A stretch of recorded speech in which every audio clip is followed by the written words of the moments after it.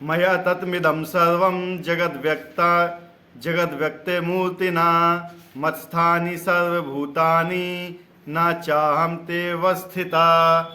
ये संपूर्ण जगत मेरे अव्यक्त रूप द्वारा व्याप्त है।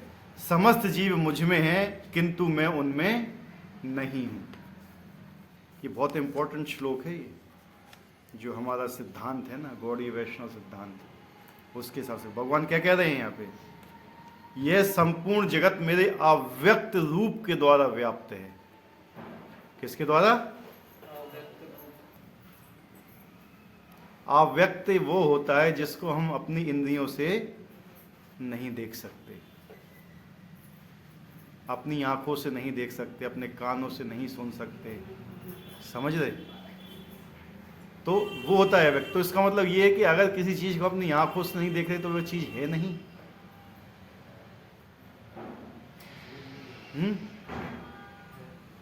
है या नहीं है? कोई भी चीज जो हम अपनी आंखों से नहीं देख पाते हैं तो क्या वो चीज उपस्थित होती है अथवा नहीं होती है? एक कटोरे में पानी लेना है, दिख रहा है पानी, कुछ देर तक गैस पे रखना उसको, तो क्या होगा? तो क्या अव्यक्त हो जाएगा? वो दिखना नहीं है, लेकिन क्या है नहीं वो? तो मतलब क्या है? इसका दूसरे लोग निकालते हैं मतलब निराकार। अव्यक्त का मतलब दूसरे जो समुदाय वाले होते हैं, दूसरे संप्रदाय वाले होते हैं, इसका निकालते हैं निराकार। ठीक है? तो भगवान क्या बोल रहे हैं कि ये संपूर्ण जगत मेरे अव्यक्त रूप के द्वारा व्याप्त है। अव्यक्त रूप मतलब कौन सा रूप हुआ फिर वो भगवान का? अव्यक्त यानी किसे नहीं देख सकते? दो ही चीज हैं संसार में, पदार्थ और ऊर्जा। इसके अलावा कोई तीसरी चीज है तो बताओ मुझे। अब तुम जो बोल रहे कि धूल कण फलाट है, किसके अंदर आते हैं? आते हैं कि नहीं आते हैं? वो एनर्जी क्या होती है? दो ही चीज से मिलकर बना होता है। और न्यूटन ने कौन सा नियम दिया था इस श्लोक से, पता है? हाँ, तुक्का मत बोलो, फॉर्मूला दिया है इससे।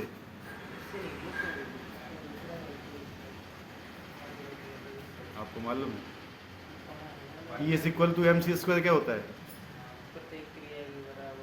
E is equal to mc square.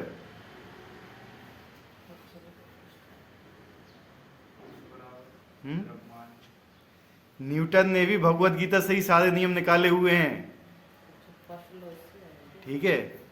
E is equal to mc square जो नियम है, जो फॉर्मूला न्यूटन ने दिया हुआ है, भगवत गीता से दिया हुआ है। तो ये बताए कि सारा जगत मेरे अव्यक्त रूप द्वारा व्याप्त है। समस्त जीव मुझ में है किंतु मैं उनमें नहीं। तो अव्यक्त का मतलब क्या हुआ है? पदार्थ होते हैं इसको हम देख सकते हैं, एनर्जी को नहीं देख सकते। भगवान किस रूप में व्याप्त है पूरे संसार में, पूरे ब्रह्मांड में? एनर्जी के रूप में, जिसको हम नहीं देख पाते। वो पदार्थ के रूप में भी हैं। क्या है? पदार्थ के भी रूप में है और एनर्जी के भी रूप में है। जब पानी को हमने गर्म किया तो पहले क्या हमें दिख रहा था, लेकिन फिर वो वाष्प में चली गई एनर्जी के रूप में। समझे बात को? नहीं समझे? कोई भी चीज है, हर चीज दो चीज से मिलकर बनी हुई है संसार में जो अस्तित्व में है, पदार्थ या ऊर्जा। ठीक है? इसके अलावा कोई तीसरी चीज है ही नहीं है। समस्त जीव मुझ में हैं। भगवान के कह रहे सारे जीव मेरे अंदर हैं। मोबाइल को अलग कर दो, ठीक है? हैं? उसको देखिए मत, बार बार डिस्टर्ब होता है। बोले सब जीव मुझ में व्याप्त हैं, मुझ में है किंतु मैं उनमें नहीं हूं। मतलब भगवान के अंदर सारे जीव हैं। इसका मतलब क्या हुआ? सारे जीव भगवान के अंदर हैं। भगवान कह रहे कि मैं किसी के अंदर नहीं हूं, लेकिन सारे जीव मेरे अंदर हैं। लोग भगवान के अंदर है, मतलब सब क्या है? भगवान पर आश्रित हैं। कोई ऐसा व्यक्ति है जो भगवान पे आश्रित नहीं है? भगवान परम आश्रय हैं हमारे। ठीक है? कोई भी जीव ऐसा नहीं है जो भगवान के ऊपर आश्रित ना हो। और भगवान कहते हैं किंतु मैं उनमें नहीं हूं। लेकिन भगवान हमारे ऊपर आश्रित नहीं है। समझ रहे? हम भगवान के ऊपर आश्रित हैं, लेकिन भगवान हमारे ऊपर आश्रित नहीं है। ठीक है, तो ये हमने पहली लाइन आपको क्लियर की है। भगवान क्या कह रहे हैं कि मैं संपूर्ण जगत में व्याप्त हूं, किसके रूप में? एनर्जी के रूप में, और समस्त जीव मुझ में है, यानी मेरे में समस्त जीव क्या है? निर्भर है भगवान के ऊपर। हम भगवान की इच्छा के ऊपर हम कुछ भी नहीं कर सकते, लेकिन भगवान हमारे ऊपर निर्भर नहीं है। भगवान आत्मनिर्भर है, अपने ऊपर, अपने में संतुष्ट हैं। आत्मा राम बोला जाता है भगवान को। भगवान की अनुभूति स्थूल इंद्रियों से नहीं हो पाती।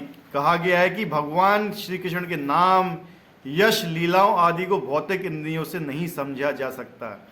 जो समुचित निर्देशन से भक्ति में लगा रहता है, उसे ही भगवान का साक्षात्कार हो पाता है। भगवान को आप इंद्रियों से नहीं समझ सकते, इंद्रियों से परे हैं। आप आंखों से नहीं देख सकते हो, ठीक है? भगवान को महसूस नहीं कर सकते हो आप इंद्रियों से, क्योंकि जो हमारी इंद्रिय क्या है? ये जड़ हैं। क्या है? ये इंद्रियां केवल हमें एक लिमिटेड स्वतंत्रता प्राप्त करती हैं, कोई लिमिटेड चीज देखने के लिए।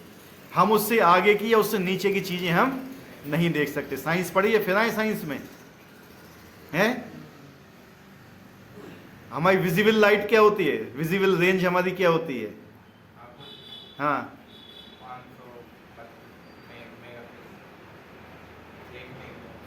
देखने की जो वेवलेंथ होती हैं, एक होती है विजिबल लाइट होती है, प्रकाश होता है जिसको हम देख सकते हैं। उसके पहले होता है इंफ्रारेड, उसके बाद होता है अल्ट्रावायलेट। अल्ट्रावायलेट और इंफ्रारेड, और बीच में क्या होती है? लाइट होती है, जिसमें हम देख सकते हैं। ना तो हम इंफ्रारेड देख सकते हैं, ना अल्ट्रावायलेट देख सकते हैं। हमारी आंखें क्या है? लिमिटेड हैं। हमें लिमिटेड चीज देखने के लिए आंखें बनाई गई हैं। लिमिटेड हम सुन सकते हैं, 20 हर्ट्ज से 20 मेगा हर्ट्ज के बीच में हम सुन सकते हैं। ना तो 20 मेगा हर्ट्ज के ऊपर सुन सकते हैं, ना 20 हर्ट्ज से नीचे सुन सकते हैं। तो हमारे कान भी क्या है? लिमिटेड हैं। हमारी त्वचा भी, त्वचा में आप एक अंगारा ऐसे उचकाते रहो, जलोगे नहीं कभी, ठीक है? क्योंकि एक लिमिटेड कांटेक्ट होना चाहिए जलने के लिए भी। तो हमारी इंद्रियां क्या है? सबसे पहले यही बताया था, अपूर्ण है। क्या है? अपूर्ण। जब हमारी इंद्रियां अपूर्ण है तो हम पूर्ण चीज को इसमें कैसे देख सकते हैं? अंधेरे में तो अपना हाथ भी नहीं देख पाओगे। देख लोगे? यहां रखो हाथ, कितनी लकीरें दिख रही हैं, देखो जरा। और आंखें आपकी पूर्ण होती, पता चल जाता।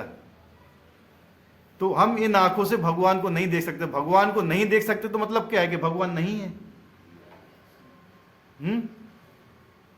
लोग क्या कहते हैं? भगवान निराकार है। मतलब या हमें अपनी आंखों से नहीं दिख रहा तो निराकार है। समझे बात को?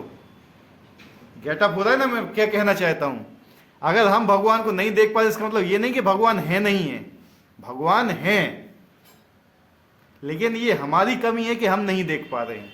बहुत सी चीजें अभी ऐसी हैं ब्रह्मांड में जिनको हम नहीं देख पा रहे हैं, लेकिन वो चीज हैं।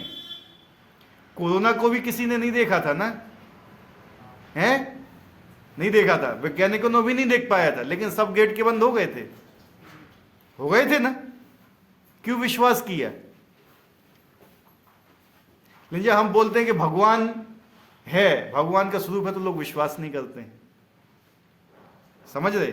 बहुत सी चीजें, छोटे छोटे कीटाणु में आपको नहीं दिख रहे हैं, क्योंकि आपकी आंखों के अंदर वो शक्ति नहीं है देखने के लिए। लेकिन अगर आप सूक्ष्मदर्शी लगाओगे ना, टेलीस्कोप, वो सॉरी माइक्रोस्कोप लगाओगे, तो आप देख सकते हो।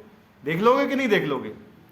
लेकिन भगवान को देखने के लिए एक सूक्ष्मदर्शी चाहिए। वो क्या है पता है? हैं? लेकिन आदमी उसका यूज करके नहीं देखना चाहता है भगवान को। वो चीज है भक्ति भगवान की।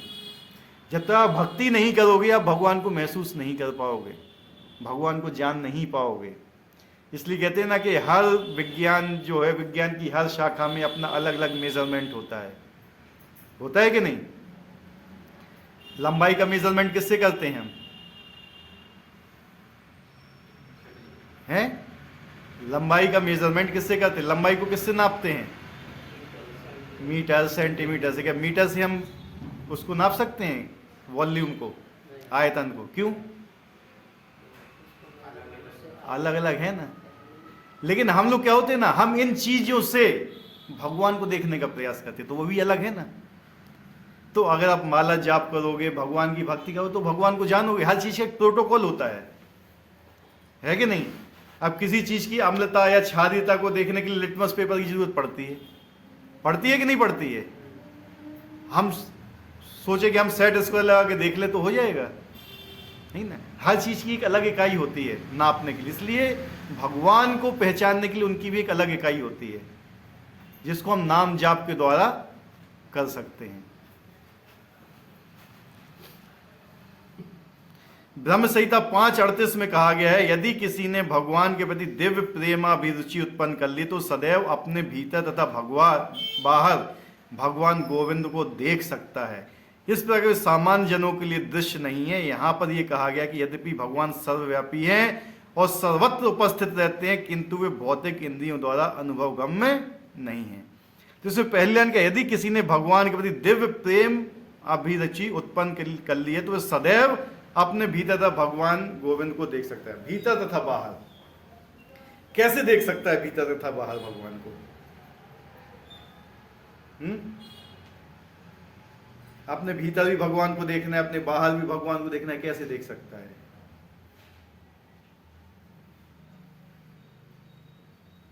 दिमाग लगाइए जरा।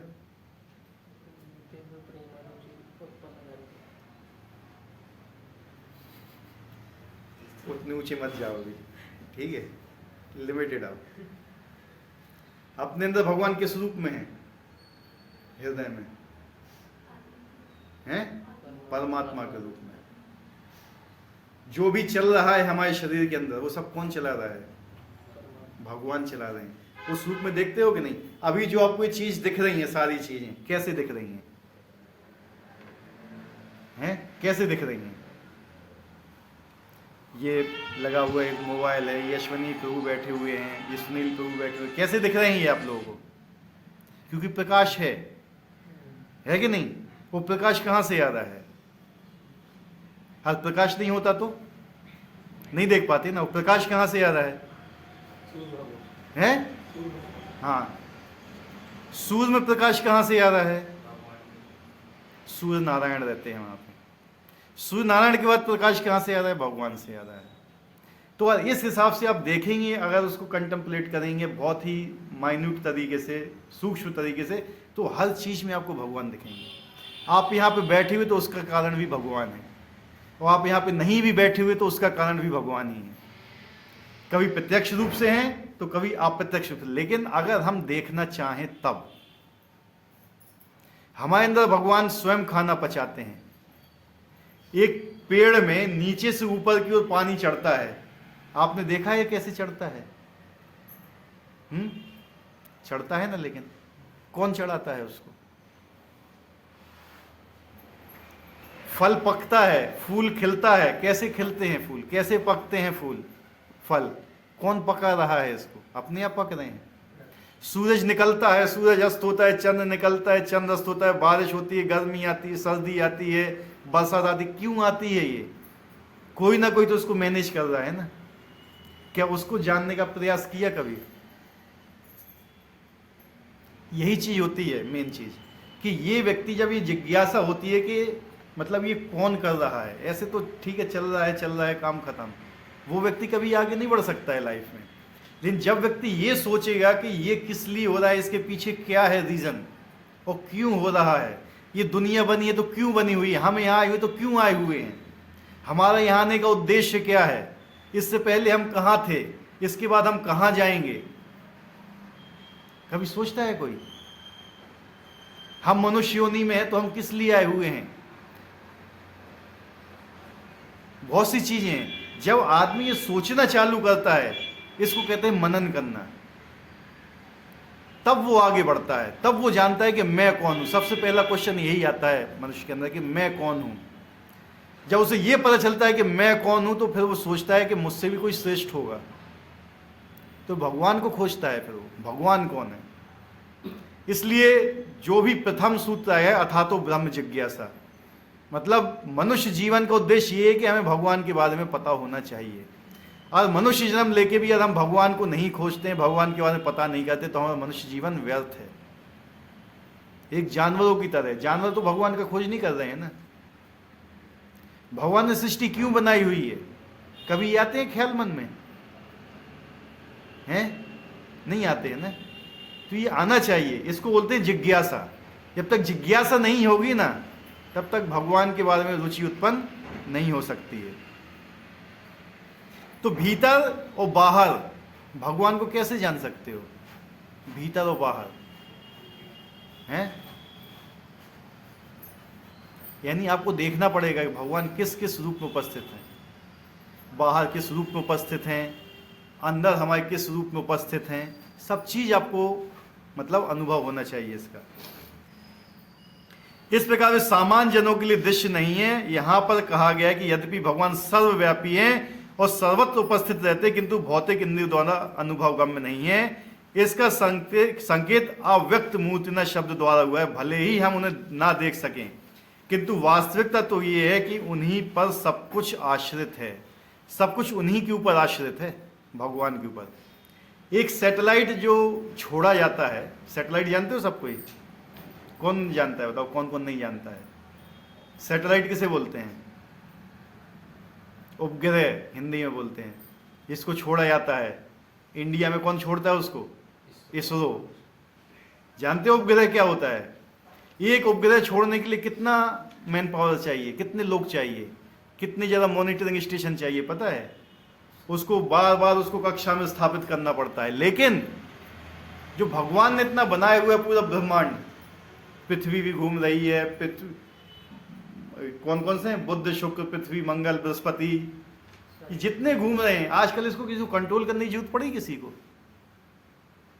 एक बार भगवान ने घुमा दिया तो अभी तक वो घूम ही रहे हैं। ठीक है, तो भगवान के ऊपर ही हर चीज आश्रित है। अगर हम आज सांस भी ले रहे हैं ना, तो भी भगवान की कृपा है वो। लेकिन बस ये है कि हम इतने कृतज्ञ हो गए हैं कि हम भगवान की कृपा महसूस ही नहीं करते हैं कि भगवान हमें क्या दे रहे हैं। ठीक है, आज सुबह उठते समय कितने लोग भगवान को याद करते हैं कि भगवान ने आज मुझे एक दिन दिया हुआ कि आज मैं भगवान का नाम ले सकूं? कितने लोग ऐसा सोचते हैं? आजकल तो सबको यही आता है सोचने में कि चलो आज मिल गया तो आज इतना कमाते हैं, उतना कमाते हैं, फलाना करते हैं, ये देखते हैं, आज मूवी देखने चलते हैं। कौन सबसे पहले भगवान को स्मरण करता है बताइए? उठते समय किसका स्मरण करना चाहिए सबसे पहले? हैं? लेकिन करते कितने लोग हैं स्मरण? भगवान को कभी धन्यवाद दिया कि भगवान आपने मुझे एक दिन और दिया है अपने जीवन में, इस जीवन को मैं आपके चरणों में लगा सकूं? कितने लोग ऐसा सोच के उठते हैं सुबह से कि आज का दिन है, आज मैं भगवान के नाम पे कुछ करूंगा, आज उन्हें एक दिन और मुझे दिया है। कितने लोग रात को ये प्रार्थना करते हैं सोते समय, भगवान आज आपने मुझे ये दिन दिया है लेकिन आज मैं आपका नाम नहीं ले पाया हूं। सोते समय भगवान का नाम लो, तो भगवान से प्रार्थना को अगले दिन मुझे दीजिए तो मैं नाम ले। ठीक है यार, अगले दिन आएगा, भगवान थोड़ी दे रहे हैं, वो तो जिंदगी है, चलती रहती है? ये हमारी मेंटलिटी हो गई है आजकल। ठीक है, भगवान स्वयं भगवत गीता में बोलते हैं कि तुम्हारा जो भोजन है वो मैं ही पचाता हूँ। अंदर जो हमारे जितने प्रकार की वायु है पूरा कंट्रोल करता है, हमारे ब्लड सर्कुलेशन को, हमारे खाने को, डकार भी आती है वो भी वायु से आती है। ठीक है, शरीर की शुद्धि होती है वही वायु से होती है। कौन कंट्रोल कर रहा है इनको? आप कर रहे हो कंट्रोल? आपको तो मालूम ही नहीं कि आपके अंदर कितनी वायु है। कंट्रोल करने की तो बात ही बहुत दूर है। तो हम 100% भगवान के ऊपर आश्रित हैं, लेकिन हम मानते नहीं हैं। समझ रहे? इसको क्या बोलते हैं इस चीज को कि यार एक व्यक्ति हमें ऊपर बहुत एहसान कर रहा है और हम उसके एहसान को नहीं मानते हैं। क्या बोला जाता है उस व्यक्ति को? भगवान हमारे लिए सब कुछ कर रहे हैं। भगवान ने हमें इस दुनिया में भेजा, माता पिता दिए, भाई बहन दिए, गुरु दिए, पढ़ाई दी, सब कुछ दे रहे हैं वो। लेकिन हम अपनी तरफ से क्या कर रहे हैं? हमारा क्या रिस्पॉन्स है भगवान के लिए? ये हमें कंटेम्पलेट करना चाहिए, ये हमें सोचना चाहिए। कम से कम एटलीस्ट हमें कुछ समय तो ईश्वर को देना चाहिए अपनी लाइफ में। हर आदमी के पास समय है, ऐसा नहीं है कि किसी के पास समय नहीं है, हर आदमी के पास है। कोई भी व्यक्ति ऐसा है जिसके पास 24 घंटे से ज्यादा समय है?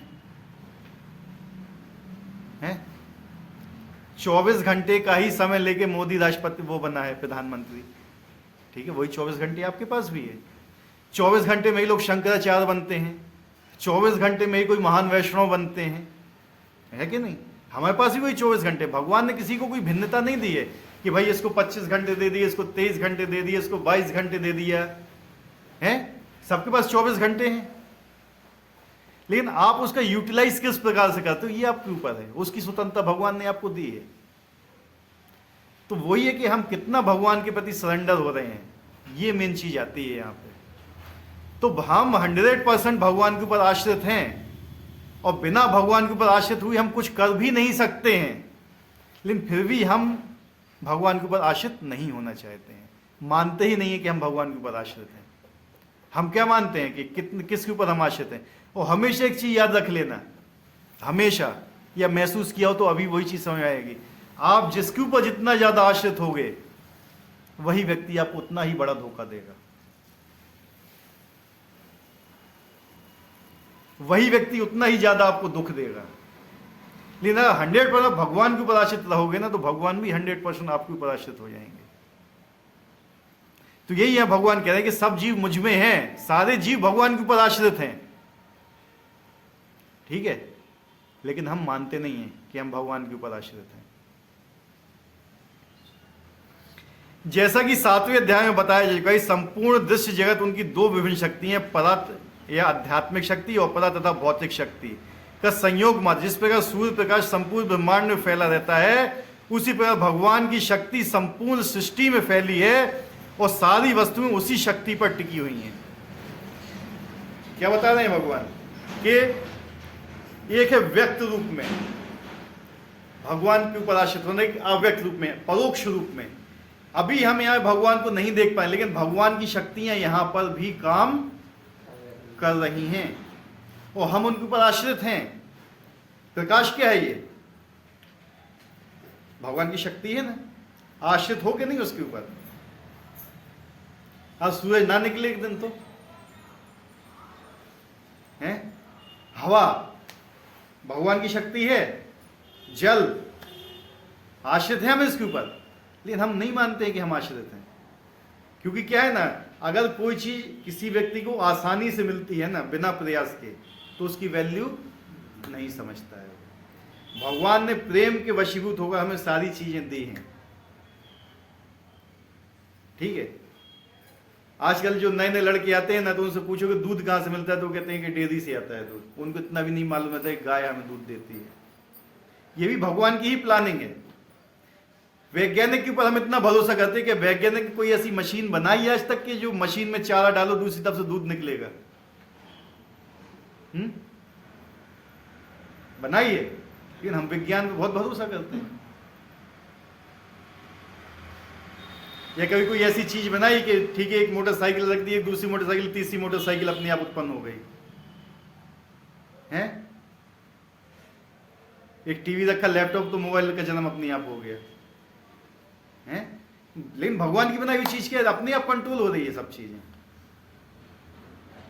एक स्त्री पुरुष मिलते हैं, एक नया जीव आ जाता है। क्या बनाया वैज्ञानिक ने? लेकिन हमारा वैज्ञानिक पे ज्यादा विश्वास है। एक मच्छर की टांग टूट जाए ना, तो कोई डॉक्टर उसका प्लास्टर नहीं कर सकता है, और भगवान ने इतना छोटा हेलीकॉप्टर बना के छोड़ दिया। वो कोई साइंटिस्ट बना पाए इतना छोटा हेलीकॉप्टर अभी तक? क्या साइंस में अभी तक पृथ्वी की कोई भगवान की बनाई बिना कोई चीज इस्तेमाल किए हुए कोई चीज बनाई है? हर चीज तो भगवान की इस्तेमाल की है। पृथ्वी, अग्नि, जल, वायु, आकाश, जितना भी सब तो भगवान की बनाए, उसी से बना के सब कुछ चलता है। वो कहता है मैंने बनाया है। घर किसने बनाया है? मैंने बनाया है, मेरा है। लेकिन क्या मिट्टी किसने बनाई हुई है? वो भूल जाता है। उसमें जल लगा है, वो भूल जाता है किसने। उसमें इतने लोगों की शक्ति लगी, शक्ति देने वाला कौन है वो भी भूल जाता है। वो क्या कहता है? मैं भगवान पे नहीं, ये मेरा है, क्योंकि मेरा घर है, मेरा जमीन है। ये जमीन किसकी थी? कौन निकाल के लेके आया था नीचे से पूरी पृथ्वी को? वरादेव निकाल के आए थे। वो कहता है जमीन मेरी है। ये क्या है? ये द्वेष की भावना है भगवान के प्रति। तो भगवान क्या कहते हैं कि मेरी शक्ति पे सब कुछ टिका हुआ है, लेकिन आप लोग क्या है उसको महसूस नहीं कर रहे हो। यानी कोई भी चीज जो हो रही है, जो भी चीज घटित हो रही है, कम से कम इतना महसूस करना चाहिए कि इसके पीछे कौन है, भगवान है। ये माला देख रहे हो, किस चीज की माला है? तुलसी की है। कौन बोल रहे हैं तुलसी की माला है? कितने लोग बोलते हैं? हाथ खड़ा करो। हैं? ये माला तुलसी की नहीं है तो हाथ क्यों खड़ा नहीं कर रहे? कौन बोला है तुलसी की माला है? ये बताओ, कितने लोग हैं? हाथ खड़ा करो। हैं? इसके अंदर धागा दिख रहा है किसी को? और धागा नहीं होगा तो हैं? बस हमें वही धागा ही नहीं दिखता है। तुलसी की माला है, लेकिन पिरोही किसमें है? धागे में। पूरा संसार है पिरोए हुए किसमें? भगवान में। वो चीज हमें देखना है, और वो चीज आपको देखने में आ गई ना, तब आप भगवान की कृपा समझेंगे। फिर भी किसी को इस निष्कर्ष पर नहीं पहुंचना चाहिए कि सर्वत्र फैले रहने के कारण भगवान ने अपनी व्यक्तिगत सत्ता खो दी है। ऐसे तर्क का निराकरण करने के लिए भगवान कहते हैं, मैं सर्वत्र हूं, प्रत्येक वस्तु मुझ में है, तो भी मैं पृथक हूं। उदाहरण, राजा किसी सरकार का अध्यक्ष होता है और सरकार उसकी शक्ति का प्राकट्य होती है। विभिन्न सरकारी विभाग राजा की शक्ति के अतिरिक्त और कुछ नहीं है होते, और प्रत्येक विभाग राजा की क्षमता पर निर्भर करता है। ये मेन इंपॉर्टेंट पॉइंट है। भगवान अपनी शक्ति के रूप में उपस्थित हैं। यूपी में कौन है मुख्यमंत्री? योगी आदित्यनाथ है कि नहीं? नियम किसके चलते हैं यूपी में? उसी के चलते हैं ना। कहीं पे भी आप जाओगे, किसी भी स्टेशन में, किसी पुलिस स्टेशन में, किसी भी संस्था में, तो वहां उसका महसूस होगा कि हाँ ये किसकी है। क्या योगी आदित्यनाथ वहां पे उपस्थित है? नहीं, लेकिन उसकी शक्ति वहां उपस्थित है। समझ रहे बात को? नरेंद्र मोदी सेंटर में बैठे रहते हैं, केंद्र में, लेकिन बीजेपी जो उनकी शक्ति है, निराकार है वो, लेकिन सर्वत्र पूरे इंडिया में व्याप्त हो। कहीं पर भी जाएगा, कौन सी सत्ता है, कौन सी पार्टी है, लेकिन नरेंद्र मोदी कहां बैठा हुआ है? बैठे है ना। इसी प्रकार भगवान बैठे हैं गोलोक में, और अपनी शक्ति से पूरे संसार को चला। उनकी शक्ति हर जगह व्याप्त है। कोई भी आदमी उनके विरुद्ध काम नहीं कर सकता। उनके विरुद्ध काम करेगा तो पनिशमेंट है। और पनिशमेंट कौन देता है? अगर आप यहां जाओ हॉस्पिटल में, आपका इलाज नहीं हो रहा है, तो आप किसको कंप्लेन करोगे? सीधा है, इनडायरेक्टली जाएगा तो उसी के पास कंप्लेन ना। एक्शन कौन लेगा? जबकि वो वहां पे नहीं है, लेकिन वहां पे नहीं होते हुए भी वो वहां पर उपस्थित है। समझ रहे आप? योगी वहां पर नहीं है, लेकिन वहां पर उपस्थित है। किस रूप में उपस्थित है? शक्ति के रूप में, अपने पावर। इसलिए भगवान यहां पर अपनी शक्ति के रूप में उपस्थित हैं, लेकिन हम क्या है, उनको महसूस नहीं कर रहे हैं। एक और मोटा सा उदाहरण दिया गया है कि इसी पर हम देखते हैं कि जितनी भी वस्तुएं इस लोक तथा परलोक में विद्यमान है, वे सब भगवान की शक्ति पर आश्रित है। सृष्टि की उत्पत्ति भगवान की विभिन्न शक्तियों के विस्तार से होती है, जैसा कि भगवद गीता में कहा गया है, विशिष्टाभ्यामेहम कृत्स्नम। वे अपने साकार रूप के कारण अपनी विभिन्न शक्तियों के विस्तार से सर्वत्र विद्यमान हैं। हर जगह भगवान विद्यमान है, साकार के रूप में भी हैं। अगर आप भक्ति से भगवान का भजन करोगे, भगवान की पूजा करोगे, भगवान से प्रेम करोगे, तो आपके सामने भी उपस्थित हो जाएंगे वो। लेकिन क्या है, अभी हमारे अंदर वो पोटेंसी नहीं है, हमारे अंदर वो शक्ति नहीं कि हम उस हिसाब से भगवान की भक्ति करें। क्यों? क्योंकि अभी हम अपने आप को भगवान पे आश्रित ही महसूस नहीं करते हैं। हम क्या सोचते हैं कि हमारे परिवार वाले हैं, हमारे माता पिता भाई बहन, ये हमारी रक्षा कर लेंगे, इनके ऊपर हम आश्रित हैं। समझ रहे? हम पैसे ऊपर आश्रित हैं कि पैसा हमारी रक्षा कर लेगा, जबकि ये सब चीज हमें छोड़ देते हैं। ये कोई भी भौतिक संसार की कोई भी चीज हमारी रक्षा नहीं कर सकती है। और सबसे बड़ी रक्षा क्या होती है? मृत्यु से रक्षा। सबको मृत्यु से भय होता है। और मृत्यु से रक्षा कर कौन सकता है ये बताइए? ना तो कोई डॉक्टर कर सकता है, करेगा भगवान केवल, उसके अलावा कोई भी रक्षा नहीं कर सकता। लोग क्या है, बहुत पैसा जमा कर लेता है कि इस पैसे से मेरी रक्षा हो जाएगी। ठीक है, दवाई भी तब असर करेगी तब भगवान चाहेंगे, समझ रहे? दवाई भी तभी असर करती है जब भगवान चाहते हैं। इसलिए कहते हैं कि दवाई खाते समय भी हमें विष्णु विष्णु विष्णु बोल के ही दवाई लेना चाहिए। कितने लोग लेते हैं, हकीकत बताना है? पहली बार सुन रहे हैं ना? जब भी कुछ दवाई ली जाती है तो 3 बार विष्णु बोला जाता है, विष्णु विष्णु विष्णु, और फिर दवाई ली जाती है, असर करती है वो। क्योंकि नाम शक्ति भगवान का असर करती है। जो दवाइयों के अंदर शक्ति आती है वो कहां से आती है? हैं? प्रकृति से आती है। चंद्रमा बोले, चंद्रमा क्या होता है? वनस्पतियों और औषधियों का पालन करता है। औषधि के गुण किससे आते हैं? चंद्रमा से आते हैं। वो चंद्रमा में शक्ति कहां से आती है? सूर्य से। सूर्य में शक्ति कहां से आती है? तो औषधि में शक्ति कहां से आई? कितने लोग महसूस करते हैं? नहीं करते ना। डॉक्टर ने गोली दी, डॉक्टर के ऊपर बहुत विश्वास है, और 10 गोली लिख दी, जबकि 10 की जरूरत भी नहीं है। 2 गोली में सही हो जाओगे, 10 लिख दी, क्यों? कमीशन आएगा। धोखा दे रहा है वो आपको। क्या कर रहा है? धोखा दे रहा है, वो आप उसके ऊपर विश्वास कर रहे हो। जबकि भगवान आपको धोखा नहीं दे रहे, हर चीज आराम से दे रहे हैं, फिर भी आपको भगवान के ऊपर विश्वास नहीं है। तो जितना भी क्लोज होगा, जितने के ऊपर आप विश्वास करोगे इस भौतिक जगत में, सब आपको धोखा ही देने वाले हैं। लेकिन भगवान या भगवान के भक्त ऐसे मिलेंगे आपको जो आपको कभी धोखा नहीं देंगे। नेक्स्ट श्लोक।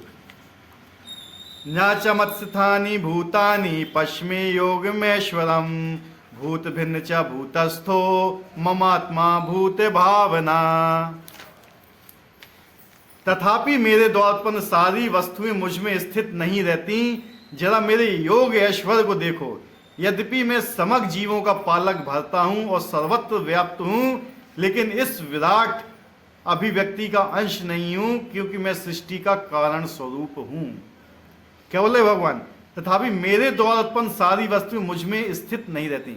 भगवान के द्वारा ही सब कुछ है, लेकिन भगवान क्या कह रहे हैं? मैं इनमें नहीं रहता हूं। जरा मेरे योग ऐश्वर्य को देखो। यद्यपि मैं समस्त जीवों का पालक हूं। पालक मतलब क्या होता है? कि पालक सब्जी होती है, हैं? कौन सी? पालक, पालन करने वाला होता है पालक। भगवान क्या कह रहे हैं? यदि मैं समस्त जीवों का पालक हूं और सर्वत्र व्याप्त हूं, लेकिन इस विराट अभिव्यक्ति का अंश नहीं हूं। ये मेरा अंश है। भगवान क्या कहते हैं? कि मैं संसार का अंश नहीं हूं, लेकिन संसार मेरा अंश है। ठीक है?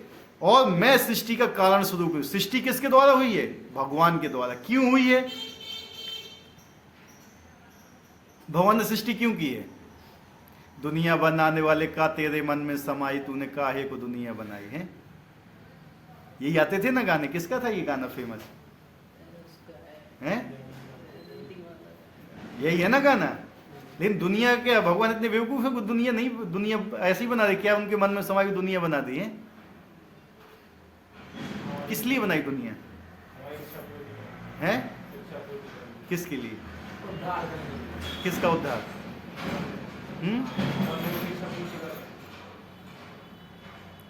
सब जीवों की इच्छा पूर्ति करने के लिए, उद्धार करने के लिए। और कोई है? बात वही होगी, इच्छा पूर्ति। भोग मतलब क्या होता है? इच्छा पूर्ति। भगवान क्या हमसे बहुत प्रेम करते हैं।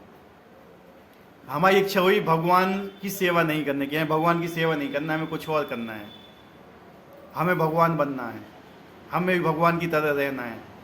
तो भगवान कह रहे जब यहाँ पे मैं रह रहा हूँ, यहाँ पे तुम भगवान की तरह रह सकते नहीं हो, क्योंकि जंगल में एक ही राजा होता है, या मैं या तुम। तुम्हारे लिए मैं दूसरी बना देता हूँ, तुम वहाँ राजा बनने की कोशिश करो। भगवान ने बना दिया। यहाँ सब कोई राजा बनना चाह रहा है। बनना चाह रहा है कि नहीं बनना चाह रहा है राजा? वो बन कह रहा है।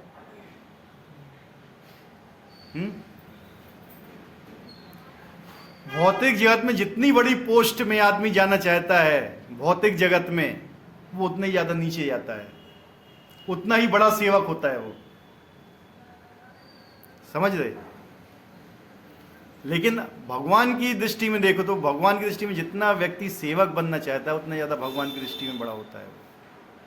दोनों चीजें अलग अलग हैं। यहां पे हम नौकर बनने की कोशिश करते हैं, सरकारी नौकरी, नौकरी मतलब मैं नौकर हूं, समझे ना बात को सीधे, नौकरी के पीछे पड़े हुए, मतलब मैं नौकर हूं, नौकरी बनने के लिए हम प्रयास कर रहे हैं, हम नौकर हैं ही। भगवान ने भी यही भगवत गीता में बोला हुआ है, तुम क्या हो, मेरे नित्य सेवक हो, तुम्हारा काम क्या है, सेवा करना है, तुम सेवा किए बिना रह ही नहीं सकते हो। तो अब तुम्हारे ऊपर है कि तुम भौतिक जगत की सेवा करो या मेरी सेवा करो। और भगवान की सेवा करेंगे हम तो हर चीजों से, हर कष्टों से मुक्त रह के वहीं पे रहेंगे। और भगवान की सेवा नहीं करनी चाहे तो पूरी दुनिया की सेवा कर लेना, अब कहीं आपको खुशी नहीं मिलेगी। जिसकी सेवा करोगे वही आपको गाली देगा। ऑफिस में हम लोग भी बहुत सेवा करते हैं, बहुत गालियां मिलती हैं खाने को। घर में भी आप लोग बहुत सेवा करते हो, घर में भी गालियां मिलती होंगी खाने। जो आदमी जितने की सेवा करता है, जितने लोग, वो गालियां ही मिलेंगी उसको। लेकिन भौतिक आध्यात्मिक जगत में ऐसा नहीं है। आध्यात्मिक जगत में आप भगवान की थोड़ी सी भी सेवा कर दोगे तो भगवान बहुत प्रसन्न है, समझिए, थोड़ी सी भी सेवा। और भौतिक जगत में आपने 100 सेवा अच्छी की हैं और एक सेवा गलत कर दी जरा, सब जीरो। होता है ऐसा ही नहीं होता है? आपने अपने बॉस को प्रसन्न करने के लिए 100 काम बहुत अच्छे कर दिए, 100 बहुत प्रसन्न हो गया, और कहीं एक आपने गलती कर दी, 100 काम भूल जाएगा वो एक काम उसको याद रहेगा। लेकिन अगर भगवान की सेवा के लिए आपने एक छोटा सा काम भी अच्छा कर दिया ना, तो भगवान उसको मानते हैं। गिलहरी ने क्या किया था? थोड़ा सा अच्छा किया था काम, भगवान ने कितना सराहा था उसको। पूतना कौन थी? पूतना विष लगा के आई थी अपने स्तनों में भगवान को मारने के लिए। इच्छा क्या थी? भगवान ने ये नहीं देखा कि वो मुझे मारने के लिए आई थी, उनने ये देखा कि ये माता के रूप में आई, मुझे दूध पिलाने के लिए। उसको गोलोक में स्थान दिया उनने, जाओ गोलोक में रहो तुम। ये गुण भगवान ने, छोटा सा गुण भी भगवान देख के प्रसन्न हो जाते हैं। लेकिन वही छोटा सा गुण है, हमारे अंदर कोई गुण है छोटा सा भी सही, अगर हम भगवान की सेवा लगा ले तो भगवान उससे भी प्रसन्न हो जाएंगे। लेकिन हम नहीं लगाना चाहते हैं, और हम अपनी पूरी शक्ति किसकी तरफ लगाते हैं?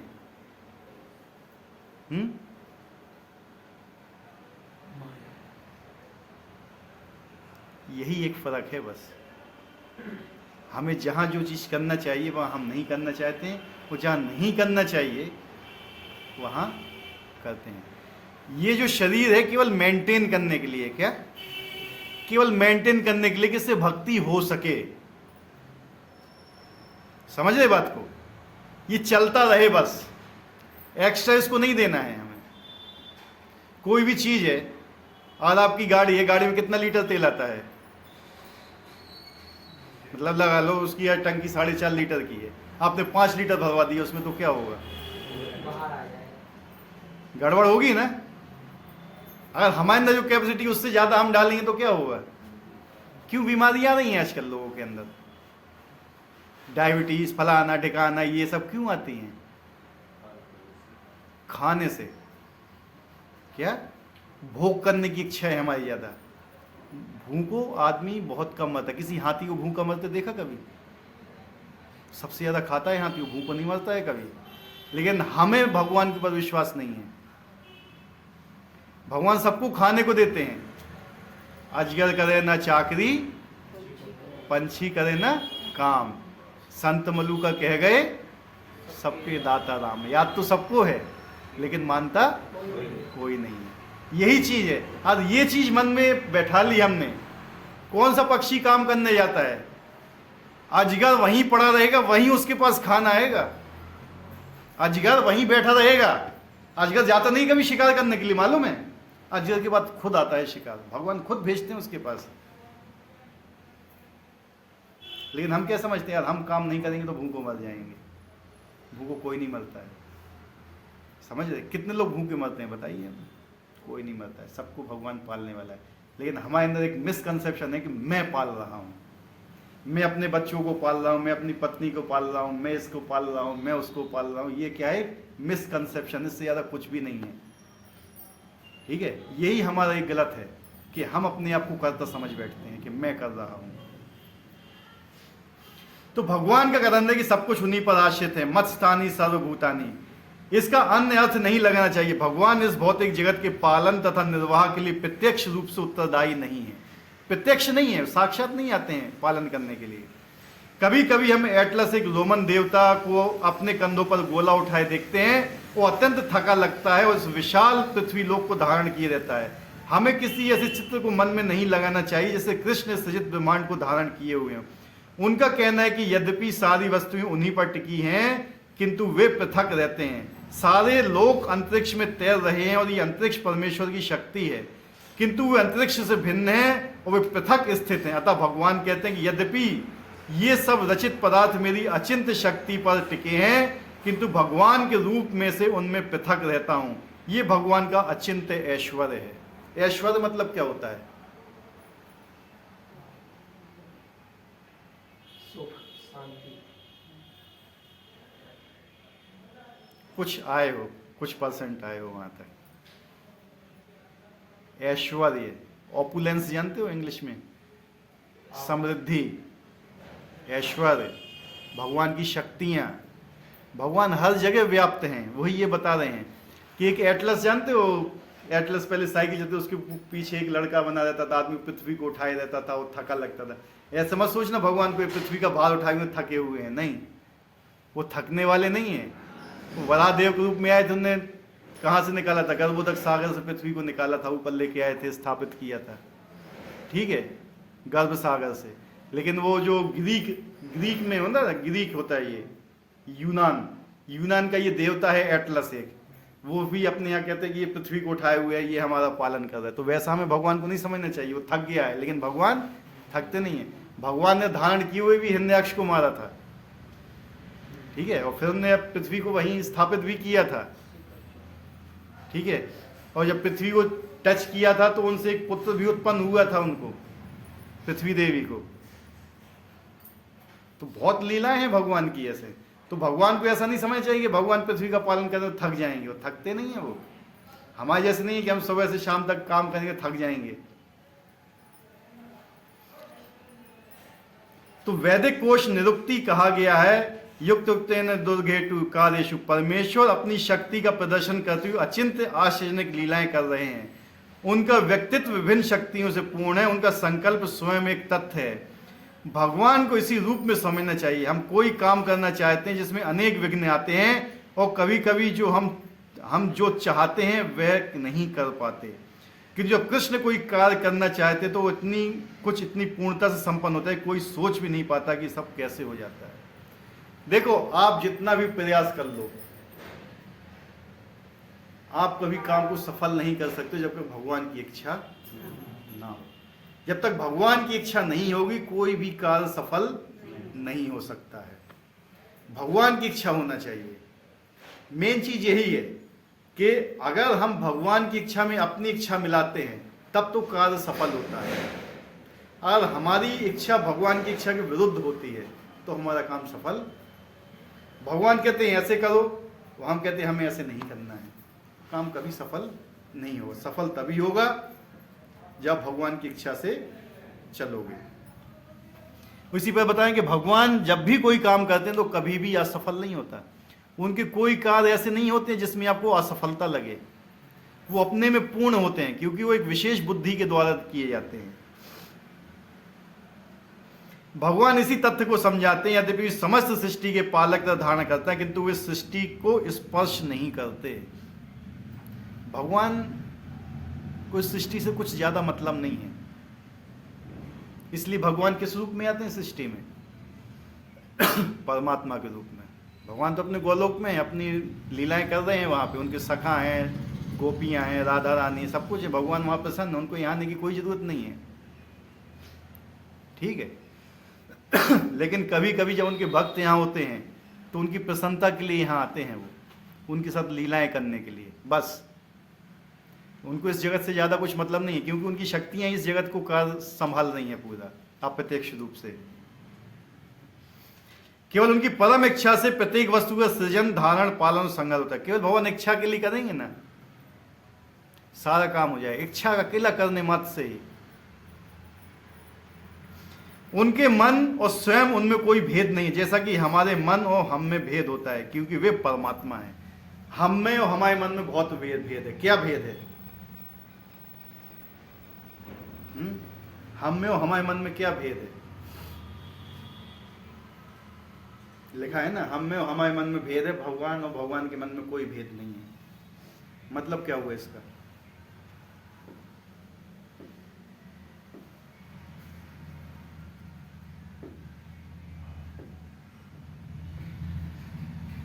आप कौन हो?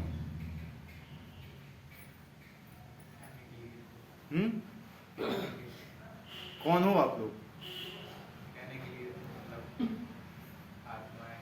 कहने के लिए ही है ना बस। तो मन और आत्मा में भेद है ना, सिंपल चीज है ये। लेकिन भगवान और भगवान के मन में भगवान के नाम, रूप, गुण, लीलाएं, मन, बुद्धि कोई अंतर नहीं है। लेकिन हमारे में अंतर है। हम आत्मा है, हम मन नहीं है, हम शरीर नहीं है, हम बुद्धि नहीं है। ये एक अंतर है। हम अपने मन के हिसाब से चलते हैं, हम भगवान के हिसाब से नहीं चलते हैं। कहते हैं क्या है? मनमौजी। मनमौजी का मतलब क्या होता है पता है? मन का गुलाम। क्यों? क्योंकि आप मन के अनुसार चल रहे हो, मन की गुलामी कर रहे हो, तो क्या हो गए? मन के गुलाम हो गए ना, मन के सेवक हो गए। हो तो नौकर ही मन के, है कि नहीं? या तो माया के नौकर बनो या भगवान के नौकर बनो। जो बुद्धिमान व्यक्ति होता है वो भगवान का नौकर बनना पसंद करता है। सरकारी नौकरी करो, प्राइवेट नौकरी करो। जो समझदार होता है कौन सी नौकरी पकड़ेगा? हैं? सरकारी पकड़ेगा ना। क्यों पकड़ेगा? तो परम सरकार की नौकरी नहीं करना चाहते, लेकिन है बात सही कि नहीं? क्योंकि हमें विश्वास ही नहीं है कि वो हमारे आश्रय हैं, वो हमारा पालन करते हैं। हमें विश्वास ही नहीं है उनके ऊपर। हम इन लोगों पर विश्वास है जो हमें दिखते हैं, क्योंकि हमें दिख रहे हैं, ये हमारी रक्षा करेंगे। ठीक है।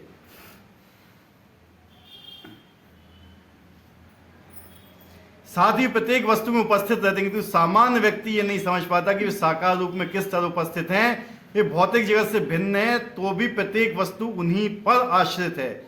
यहाँ पर इसे ही योगम ऐश्वरम अर्थात भगवान की योग शक्ति कहा गया है। पूरा ब्रह्मांड कहाँ स्थित है पता है आप लोगों को? किसके ऊपर स्थित है पूरा ब्रह्मांड?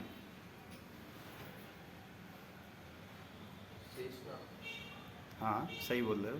शेष बोलते हैं कि पूरा ब्रह्मांड शेषनाग के ऊपर एक सरसों का दाना के समान है।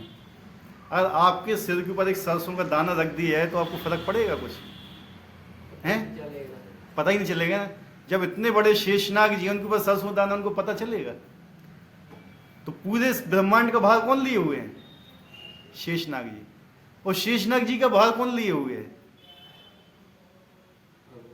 हैं? कच्छप रूप में भगवान उनके नीचे विराजमान है, कछुए के रूप में। वो पूरा भार धारण किए हुए हैं।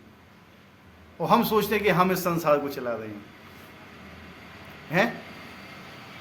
चलाने वाला कोई और है। आज सुनील प्रभु चाहेंगे कि भैया सूरज ना निकले तो नहीं निकलेगा। या मृगांक प्रभु चाहें कि आज सूरज अस्त नहीं हो तो नहीं होगा। क्या हम चला रहे हैं? हमारे अंदर इतनी भी शक्ति नहीं कि हम 1 मिनट के लिए सांस भी रोक सकें अपनी। हम इतना भी नहीं कर सकते हैं। सोचो कि हमारे अंदर क्या शक्ति है, भगवान के अंदर क्या शक्ति है। हम कितने तुच्छ जीव हैं, भगवान कितने महान हैं। जो व्यक्ति महान होता है उसका गुणगान होता है ना, करते हैं ना गुणगान उसका। फिर भी भगवान महान है तो हम उनका गुणगान करना चाहिए ना, फिर भी नहीं करते हैं। तो यहाँ पे मेन प्रॉब्लम आती है। बस प्रॉब्लम इतनी ही है, ज़्यादा नहीं है प्रॉब्लम इतनी है कि हम भगवान को अपना नहीं मानते हैं। बस यहीं एक प्रॉब्लम फंस जाती है। वो हमारे रक्षक हैं, वो हमारे पालक हैं, वो ही हमें जन्म देने वाले हैं, सब कुछ वही कर रहे हैं, लेकिन बस हम इस चीज़ को एक्सेप्ट नहीं कर रहे हैं।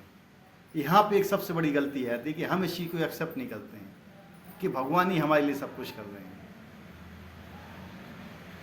जो रोटी आपकी थाली में आती है, आप बाहर काम करने जाते उससे आती है क्या? अब भगवान वर्षा न करे, गेहूं उत्पन्न ना हो, आप करोड़ों रुपए कमाओ, तो रोटी आएगी थाली में आपके? हैं? देने वाला कौन है? वही दे रहा है ना। तो उसको महसूस करो कि आजकल जो भी हमारे पास जितना भी है, जो भी हमारे पास ऐश्वर्य है, वो सब भगवान का ही दिया हुआ है। अगर माता पिता हमें सब कुछ देते हैं और हम बुढ़ापे में माता पिता की सेवा नहीं करते, तो लोग क्या कहते हैं हमें? सब दिया हुआ किसका है? माता पिता ने पाला है, पोसा है, बड़ा किया है, शादी की है, नौकरी भी लगवाई है, आपकी काम इस लायक किया है आपको कि आप काम कर सको, अपना घर बार चला सको, फिर भी आप उनकी सेवा नहीं करते, तो क्या बोलते हैं? बोलते हैं ना। और भगवान ने हमें सब कुछ दिया हुआ है और हम उनकी सेवा नहीं कर रहे हैं, तो क्या हुए हम? हैं? तो ये बेसिक चीजें हैं, पता है। इसके लिए कोई भगवत गीता की बुक खोलने की भी जरूरत नहीं है। केवल इतना महसूस करना है हमें कि हम कौन है, भगवान कौन है, हम में भगवान में क्या अंतर है, हमारा क्या काम है, बस इतना ही समझ लें। इसलिए कहते हैं कि प्रारंभ ये कहाँ से होता है? भगवान की भक्ति से। और कहाँ से होगा? नाम। अगर भगवान से प्रेम करते हो तो नाम लेना चाहोगे। भौतिक जगत में भी देखो, अगर कोई लड़का और एक लड़की आपस में प्रेम करते हैं तो डायरी में कहीं छुप के उसका नाम लिखे देते हैं, कहीं यहाँ नाम लिखिए, कहीं वहाँ नाम लिखिए। लिखते हैं कि नहीं लिखते हैं? चाहे स्त्री हो या पुरुष हो। यह सुनो, तो भगवान से अगर हम प्रेम करेंगे तो क्या उनका नाम हमें लेने में भी शर्म आती है क्या? है? बताइए, हकीकत है कि नहीं है?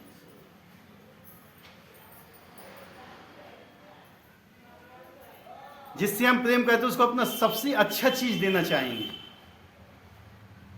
और भगवान के मंदिर में तो सड़ो केला ले आते है कि नहीं? का प्रेम है? बाजार में जब भैया वो पूजे वालों को घी दे दो, वो 150 रुपये किलो ऐश आप वो घी को दे दो, ठीक है? ठीक है यार, भगवान से प्रेम करते हो ना, तो कम से कम उनको सबसे अच्छा दोगे आप। अपने बच्चों को प्रेम करते हो, पत्नी को प्रेम करते हो, पति को सबसे अच्छा चीज बाहर से खरीद के लेके आओगे आप, जो आपकी क्षमता होगी उस हिसाब से, है कि नहीं? ऐसा तो नहीं खरीद के लेके आओगे घटिया। तो इसी हिसाब से अगर प्रेम नहीं करते तो व्यापार हो जाता है। वो एक पत्नी पति को प्रेम करती है, पति पत्नी को प्रेम करता है। पत्नी कभी ये नहीं बोलती तो मुझे साड़ी ला के दोगे तब मैं रोटी बनाऊंगी। कोई बोलता है ऐसा? नहीं बोलता है। लेकिन हम भगवान से बोलते हैं, जब हमारी नौकरी लग जाएगी तो हम तुम्हें पगु और पेड़े चढ़ाए हैं। तो ये क्या हो गया? व्यापार है ये। हम भगवान को यूज कर रहे हैं। भगवान को क्या कर रहे हैं? यूज कर रहे हैं, इस्तेमाल कर रहे हैं हम उनको अपने भोग के लिए, कि हमारी नौकरी लग जाए तो हम तुम्हें पगु और पेड़ा चढ़ाएं, जो चढ़ाएं, हमारा मोड़ा हो जाए तो हम एक चद्दा चढ़ाएं, हम जो कराएं, वो कराएं, फलानो कराएं, ढिकानो कराएं, और जहां से हो के बाद सब खत्म, फिर कोई मतलब नहीं है भगवान से। जैसे दुकानदार के पास गए, दुकानदार से क्या भैया हमें पगु और चीनी दे दो, ले लीजिए पैसा, उसका कोई व्यवहार रहता है दुकानदार से? खत्म व्यवहार। इस वजह भगवान ने आपको दे दी, आपने उनको दे दी, खत्म। उसका कोई मतलब नहीं भगवान से। पास हो गए, पगु और पेड़े चढ़ा दी, उसके बाद कौन जाता है बताओ? हैं? जाता है कोई? मतलब भगवान को हम यूज कर रहे हैं अपने लिए, दैट्स ऑल। इससे ज्यादा कुछ नहीं है। लेकिन जो हमें शोषण कर रहे हैं, जो केवल स्वार्थ है, इस दुनिया में कहीं प्रेम नाम की चीज नहीं है। स्वार्थ है, केवल स्वार्थ। और स्वार्थ पे ये दुनिया टिकी हुई है केवल। और एक दूसरे स्वार्थ नहीं होगा तो दुनिया चलेगी भी नहीं। माता पिता बच्चे क्यों पैदा करते हैं? स्वार्थ है उनका, बुढ़ापे में सेवा करेंगे, ठीक है? ये स्वार्थ है उनका। इसलिए पैदा नहीं करते कि भगवान की सेवा करेंगे बुढ़ापे, हमें इनकी सेवा की जरूरत नहीं है। और ये ऐसा करते तो उनका भगवान के प्रति प्रेम है। फिर समझ रहे? स्वार्थ है यहाँ पे। और स्त्री पति की इच्छा पूरी न करे और पति स्त्री की इच्छा पूरी न करे तो भी उनका अलग हो जाता है। क्यों इतने डाइवोर्स हो रहे हैं आजकल? सबसे सुंदर स्त्री क्या थी इंडिया की? ऐश्वर्या राय, जानते हो? कौन कौन जानता है ऐश्वर्या राय को? क्यों उसका डाइवोर्स हो रहा है बताइए? हैं? डाइवोर्स हो रहा है उसका अभिषेक बच्चन से। क्यों? स्वार्थ है ना, हर जगह स्वार्थ है। कहीं पे भी ऐसी जगह नहीं जो स्वार्थ ना है। जहां पे स्वार्थ में जरा सी गड़बड़ आई, पहुंच गए कानून के बाहर भैया। हैं? स्वार्थ, ये दुनिया ही स्वार्थ पे टिकी हुई है। आप किसी के लिए 100 अच्छे काम कर दो, ये खराब कर देना, बस अपने आप स्वार्थ निकल आएगा। हर बार भैया बहन को पैसा दे रक्षाबंधन में 100 200 रुपए, एक बार ना दे, बस एक बार ना दे, समझ लेना है। आता है सामने, नहीं आता है। प्रेम कहाँ है? होता है सही कि नहीं होता है बताइए?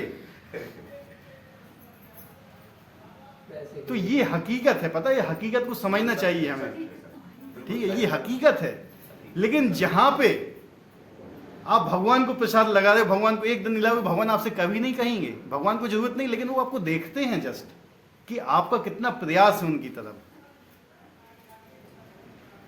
स्वार्थ है, इसलिए अभी आगे बताया जाएगा कि इसलिए भय होता है। एक मालिक को नौकर से भय होता है, नौकर को मालिक से भय होता है। मालिक को क्यों भय होता है? नौकर से काम नहीं करेगा तो डांट उसको सुनना पड़ेगी। नौकर को क्यों भय होता है मालिक से? क्योंकि उसको पैसा दे रहा है वो। भय है, स्वार्थ है यहाँ पे। जब तक स्वार्थ, जब तक यहाँ टिका हुआ है आदमी। लेकिन प्रेम इस दुनिया में नहीं है, इतना मान के चलो। प्रेम नहीं है, केवल स्वार्थ है। वो 100% स्वार्थ है यहाँ पे। लेकिन जहाँ प्रेम आता है ना, जब यहाँ से बाहर निकलोगे, जब वैकुंठ लोक में जाओगे, वहां रियल प्रेम है। आप महसूस कर लो अपनी लाइफ में। अगर दो लोग समीप हैं बहुत दिनों से, तो कहीं ना कहीं स्वार्थ होगा। और स्वार्थ नहीं है, प्रेम तो हो ही नहीं सकता है। वो तो भगवत गीता ही बता रही है कि यहां मृत्यु लोक में प्रेम नाम की चीज है ही नहीं। बहुत से ऐसे उदाहरण हैं, बहुत हैं।